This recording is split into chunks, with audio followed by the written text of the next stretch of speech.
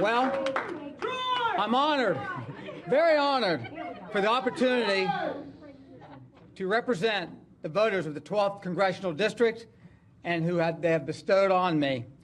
I have so many people to thank tonight. Some behind me right here, my son Joshua, his fiance Chelsea, who's getting married next April, my girlfriend Melanie. I want to thank God. More importantly, my mom and dad, who aren't able to hear with us this evening, the thousands and thousands of volunteers that work this grassroots campaign.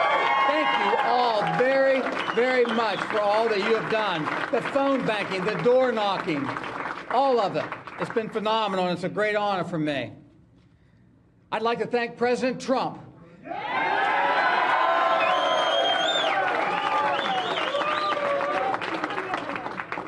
Mr. President, coming to town, I'd also like to take the time to thank Vice President Pence for coming in next week. And the big shoes that I'll be filling. I wouldn't have got through a lot without him through this process. Congressman Pat Tiberi.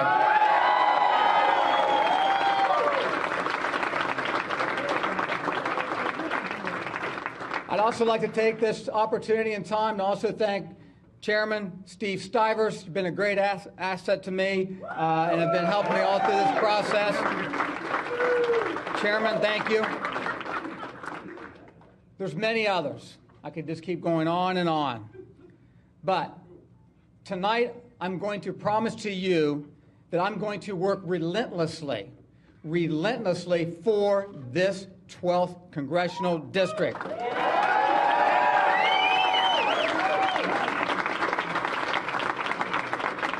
America is on the right path, and we're going to keep it going that way.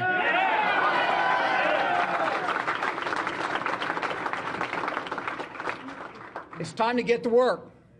Over the next 3 months, I'm going to do everything I can to keep America great again, so that when we come back here in November, get ready, we got to come back here in November.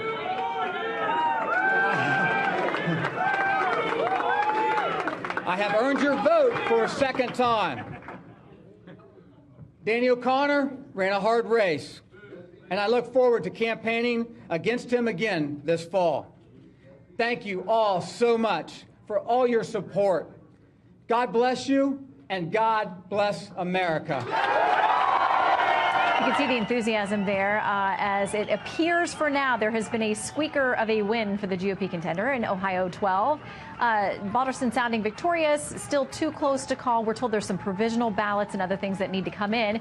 He's claiming victory, though. In the meantime, Chief National Correspondent Ed Henry is here to explain where exactly we stand now. Hey, Ed. Well, Shannon, good to see you. The RNC has just put out a statement basically declaring victory. The Republican National Committee saying in part, this is proof that the so-called blue wave is just a ripple. But as you can see, there's still some hesitation to make sure that everything is counted, make sure they've got all the provisional ballots. In terms of the ballots and the actual votes today, 100% in. Troy Balderson, the Republican you just saw, is winning by 1,754 votes. That is a wider margin than we had seen just an hour or so ago. At one point, these two candidates, Danny O'Connor, the Democrat, Troy Balderson, the Republican, were separated by 155 votes. So a 1,754 vote lead is sort of massive for Troy Balderson right now in the context of how close this race is. And by the way, Shannon, one quick note that hasn't really been noted a lot tonight. The Green Party candidate, Joe Manchin, got, by our tabulation, 1,127 votes. So not enough to tip the balance. But without the Green Party candidate and those votes on the left, the Democratic candidate, O'Connor, would have been even closer. So there might be some frustration on the Democratic side as well when you talk about socialists and others pulling the party to the left. The Green Party candidate ended up making this, kind of more interesting. Without the Green Party candidate, this would have been even tighter, Shannon. Yeah, and it may have even put it within the mandatory recount margin, which is 0.5.